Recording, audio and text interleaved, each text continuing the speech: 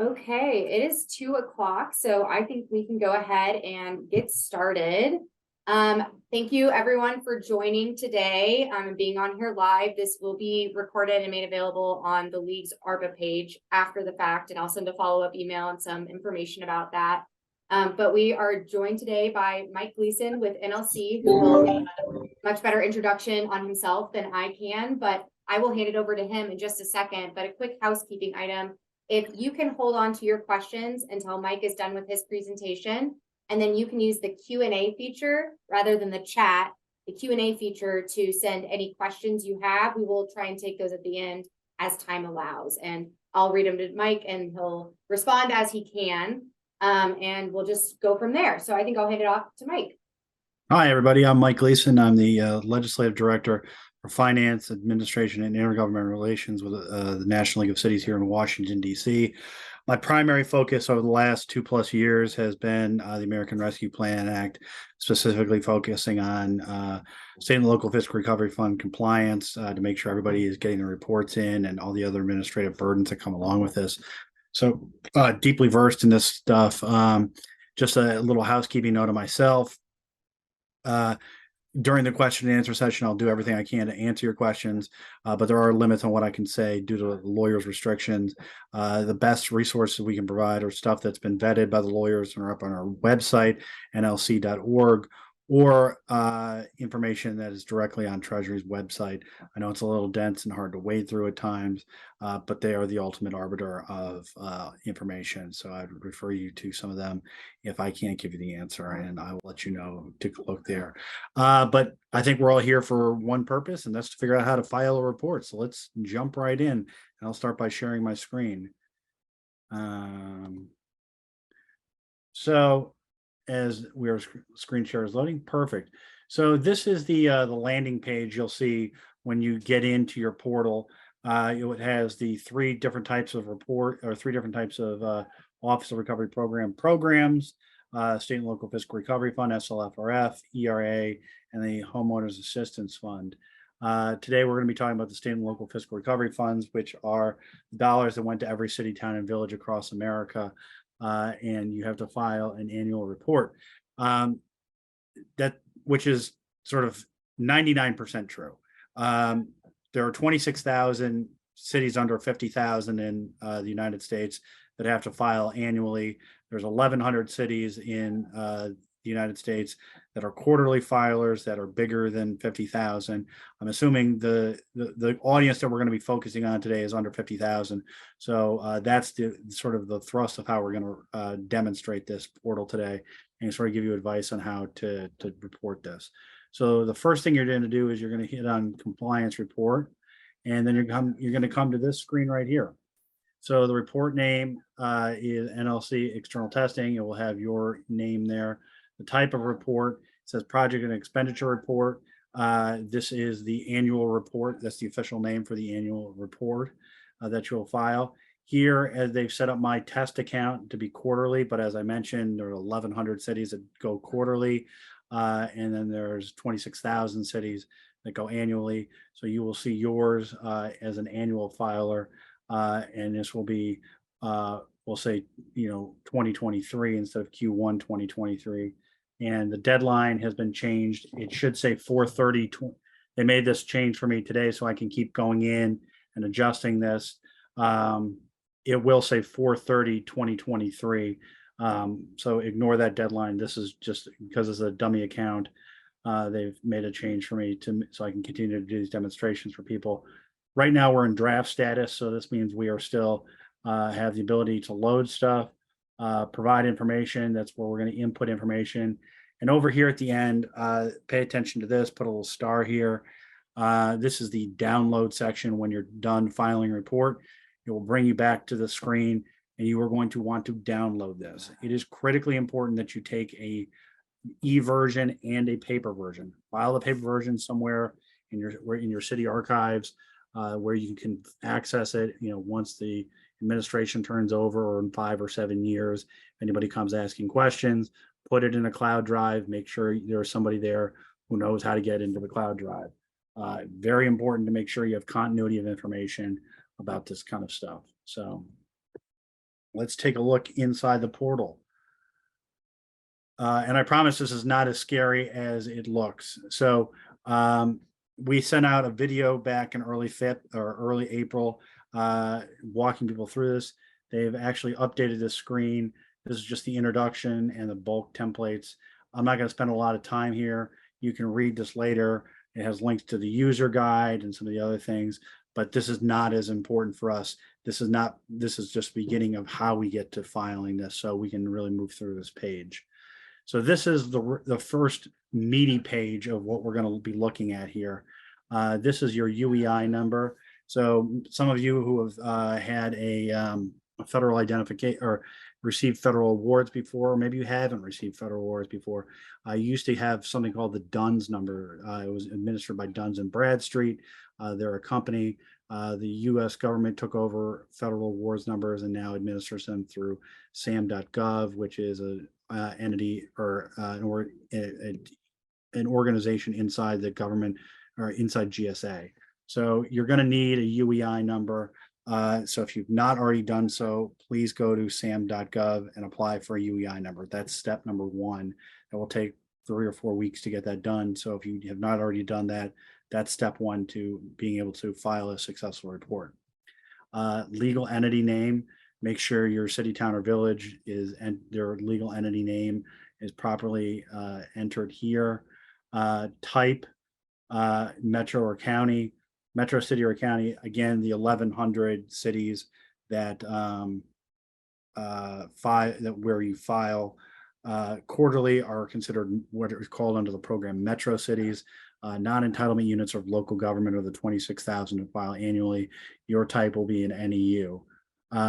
Fiscal year end date. This is very important.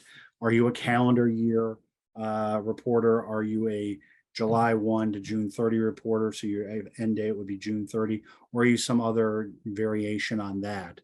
Make sure you put that correct date in here. It's already loaded as this is a test account. We've done this a few times. And then make sure your addresses and everything else is correct here through the portal.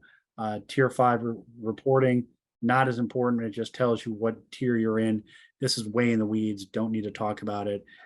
This is pre-populated by the Treasury Department for you, so you don't have to worry about, am I in the right tier or am I in the wrong tier? Big first question. Let's pull out our pens, put a star next to this one. Are you registered with sam.gov? You can't get a UEI number unless you're registered with sam.gov.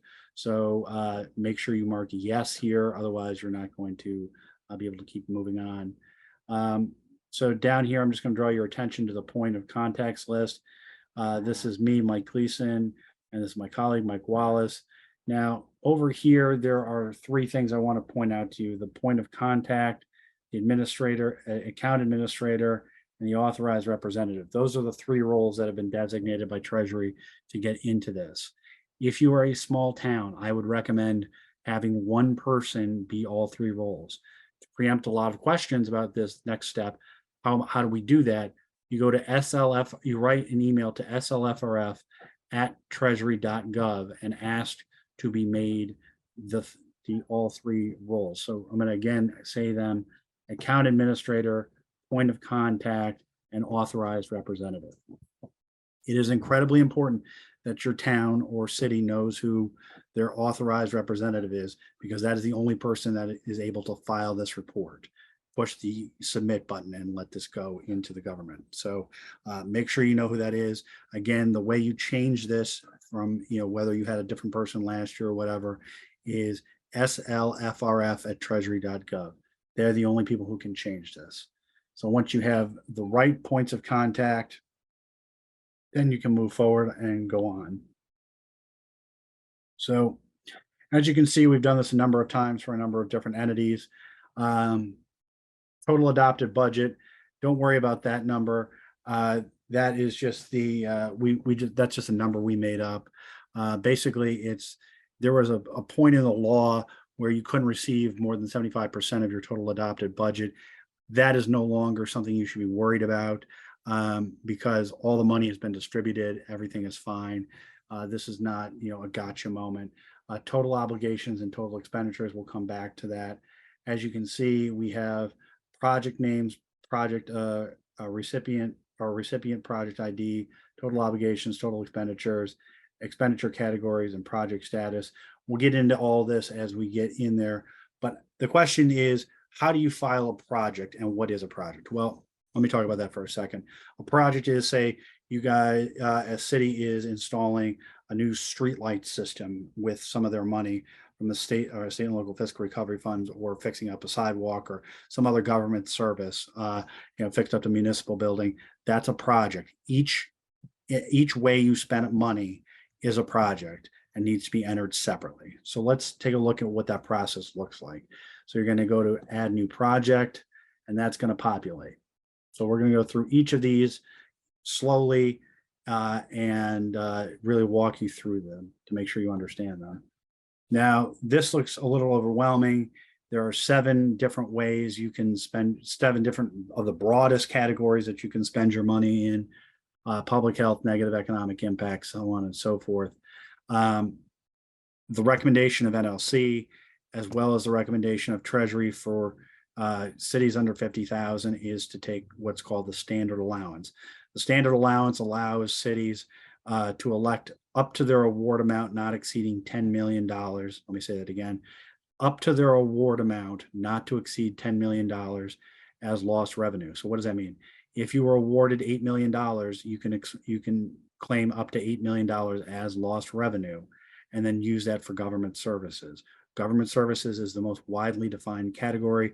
It can be anything that a government is generally deemed to have done or do. And so you can just use that money however you feel like it needs to be used. So how do you take advantage of that? Well, initially you had to make that election in your first report of 2022, but they realized that not enough people really understood that, or didn't take advantage of it widely enough.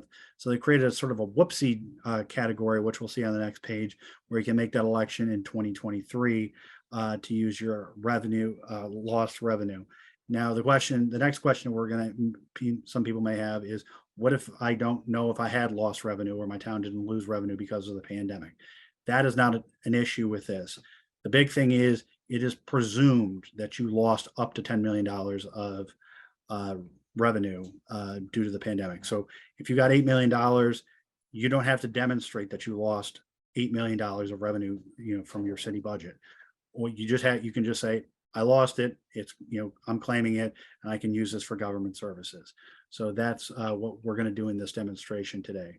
So for revenue replacement, which is lost revenue, they're synonymous terms. You're going to click 6. Excuse me. Click 6, and then you'll get another drop-down menu, and you'll see 6.1 or 6.2. We'll go in reverse order on these. 6.2 is non-federal match for other federal programs. So if you have to come up with money, a local match, for example, for a federal program, you can use this money if you choose revenue replacement. Only if you choose revenue replacement. So, for example, if you need to come up with a match for a sidewalk or a road project, you can use this money for that purpose, and you would click 6.2. Most people are going to most people, and what we were advising is to choose 6.1, provisions of government services, which provides the most flexible thing. This is how you use it to build, put in a light system, or put in street meters, or do the municipal project around, or pay firefighters, or whatever that is, whatever you want to do. So that's the basically sort of the broadest use, and you can read a little bit more about it on Treasury's website, or I can answer some questions at the end about this. So the project name, we'll just call this test. I think we're at 6, so we'll call this test 7. So the project is what you're actually doing with this particular these particular dollars. So, if this is a dollars for a street light or whatever, then say the project name is streetlight repair, just like streetlights today, apparently. So we're going to focus on that. Recipient project ID. So internally, you're going to need to manage if you have 5 or 10 projects, you're going to need to manage those projects and have labels corresponding for your internal filing and management system, for funds and allocations of those funds to that project. So you're going to put recipient project ID. So however you're coming up with that, you can put that in there. So we're just going to put, it looks like number 6 is next. So we're going to put number 6. Adopted budget, not a required field, so don't worry about it. So let's talk about total cumulative obligations. So how much have you obligated since you started this project, which is, we'll call it a streetlight project, towards this streetlight project? So over the period of, since you've received your money, how much have you obligated towards this project? So we'll say that you've obligated 50,000. How much have you expended so far towards this project in the totality of getting this project done? That's the question they're asking in this field. So if you've obligated 50,000 to put in new streetlights, but you've only spent 30,000 over the course of year 1, but you spent 30,000 over the course of year 1 and year 2, then we're going to put in 30,000 in total cumulative expenditures. Now, this is another point where you should put a star down and pay attention to this one. Current period obligations. Now, what does this mean? And I'm going to sort of say this 1 or 2 or 3 times, make sure we get this right. It is 4/1/2022 to 3/1/2023. I'll say it again, 4/1/2022 to 3/1/2023 is the period of performance covered by this question. So if you've obligated $50,000 for a streetlight project, and during this period of performance, what were your obligations towards that? So this subset of time within the broader scope of time is what they're looking at. So we'll say $10,000 for this. And again, the current period of performance. One more time, I'll repeat this. 4/1/2022 to 3/31/2023. So we'll say your expenditures during this period towards the streetlight project are $5,000. Program income earned, and program income expended. This deals with interest. You're probably not going to run into a lot of that, so you really don't have to worry about that. This is a pretty deep in the weeds field box. That's why it's not required. But if you have any questions, I would suggest you just look it up in the Treasury guide. Program description. Now, there's sort of 2 schools of thought about this. One, which is you have to write 3 or 4 narrative sentences about the project. A lot in the past, some other entities and leagues have advised their people to use common boilerplate language across every project. I will give you an example where there was one city that approached us. There was a rollover in administration, and they were unable. They asked the Treasury for the report to see where the money had been spent. That city's prior administration had used boilerplate language that was handed to them about how to do this, and they put in the same 2 or 3 sentences for every project, so there was no descriptive narrative. So for the ease of providing continuity to future generations who will be looking at this in future administrations, I would give a 3 or 4 sentence narrative that talks about what you were doing with this fund, with these funds, rather than putting in the same 2 or 3 sentences, or I guess in this case 3 or 4 sentences. There was 2 or 3 last year, it's 3 or 4 now, that require, on what this project is. So we'll just put test, which is good enough for this, but you really want to put in some sort of narrative description, 3 to 4 sentences that explains what you're doing with this. And so that's the basics of adding a project under this. And so we'll just hit add project. And then we'll go down, we'll see test 7, number 6, total obligations, 50,000, total expenditures, 30,000, revenue replacement. Pretty simple so far. And then we'll go down once you get all your projects in, as you can see here, once you get all your projects in, then you'll just hit, for everything that you've done with your money, then you'll hit next. And here's, again, let's really slow down at this page because I think this is a very important page. This is the whoopsie page that they put back in to make sure that everybody has the opportunity to use 6.1, which is for government services, to its maximum by claiming lost revenue. So is your jurisdiction electing the standard allowance of up to $10 million not to exceed your total award allocation for identifying revenue loss? The answer here should always be yes. Always put yes, because that is the best way to use these dollars, is to elect to use them for government services, because this is the most flexible category. So I would choose yes here. Now, the question is revenue loss due to the COVID-19 pandemic. Now, how do you know how much to put in this box? And I'm sure that's a great question, Mike. Thank you for asking. The allocated amount, if you look over here, is $8 million to this theoretical city that we're representing. So the revenue loss due to the COVID-19 pandemic equals the allocated amount. So if you were allocated $8 million, you put $8 million in here. If you were allocated $2 million, you put $2 million in there. That's how you figure out how much to put in that box. That way you can claim that amount of money and use that towards improving your city in whatever manner you choose fit. Were fiscal recovery funds used to make a deposit into pension funds? This is another point to put a star next to. The answer is no. It is always no. It will never change, because it is written into the law that this cannot be used to support pension funds. If you click yes, that's a big problem, and that's a red flag. So do not click yes, always click no. Please provide an explanation of how revenue replacement funds were allocated to government services.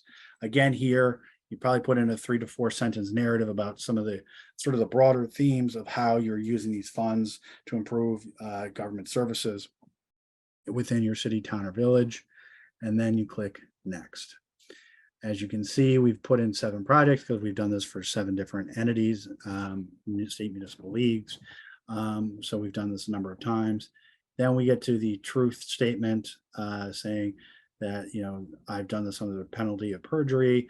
I am the authorized representative for reporting. Again, you have to be the authorized representative. Those goes back to those 3 roles. Make sure the authorized representative is doing this. And here I am both. I have all 3 roles. So I am both the point of contact, the authorized representative, and the administrator. And you can see here, my name is Michael Gleason. My title is external tester. That's not my phone number, but we'll go with it. And that is my actual email. So if you do have emails afterwards, you can email me directly. And then we go to submit and certify. Absolutely, I want to certify. Got all the way to, put my projects in, put my dollars in, did my report. Let's certify. Treasury being good stewards and wanting to know how they're doing. I've been talking to the new head of the program pretty frequently, and they actually want to know how they're doing. Is this web page user friendly? Take the time to fill out this comment page. Make it as detailed as you can, because this is the only way they will improve, is if they hear directly from recipients about how their experience was using this website. So please take the time here to do that. And let's go back into compliance report. And so it says submitted. That's how you know it's done. And then you go to download, and that's where I said is sort of the key place to come on at the end. Download a paper copy for yourself, put it in your filing system, put something into Cloud Drive, make sure people know how to find it. Very, very important. And with that, you've filed your report. So happy to take any questions.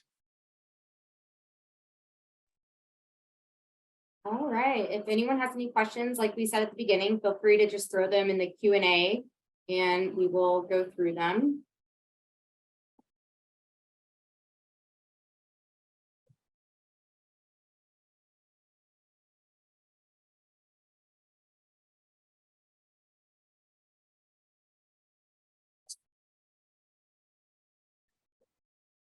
All right.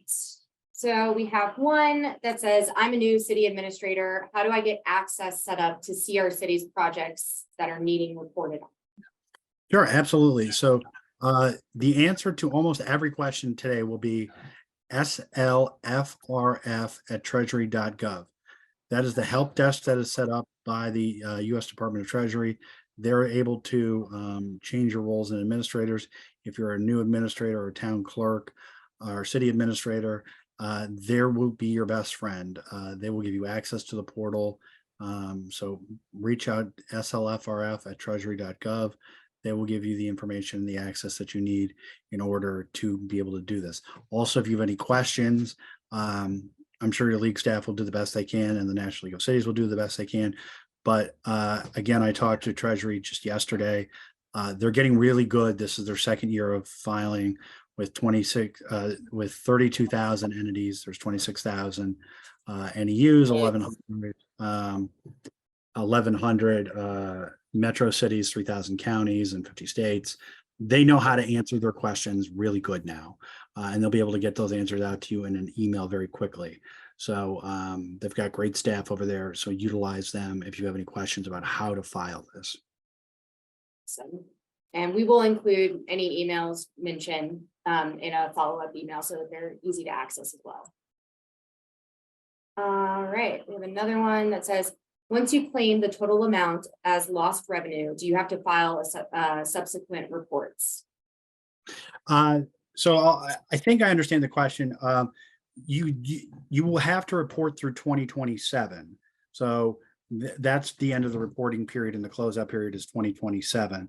Although we have been talking to Treasury, and it looks like they're inclined to make changes if you've expended all your funds, by the end of this year, to possibly have a closeout earlier than 2027. But if you claim your lost revenue and if you've expended your funds, you will go in next year and you will just put zeros in for your projects. All right, how do I edit recipient information? Same way. Recipient information is slfrf@treasury.gov. Write to them and they will be able to, they're the ultimate gatekeepers of how, of the point of contact, the administrator, and the authorized representative. You cannot do that yourself. They are the only ones who can do that for you. So you just have to tell them who to change it to.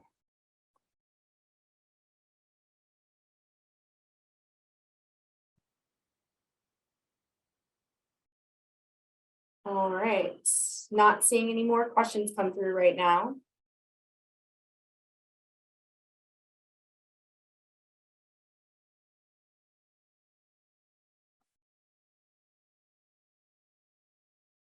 Well, thank you so much for having me.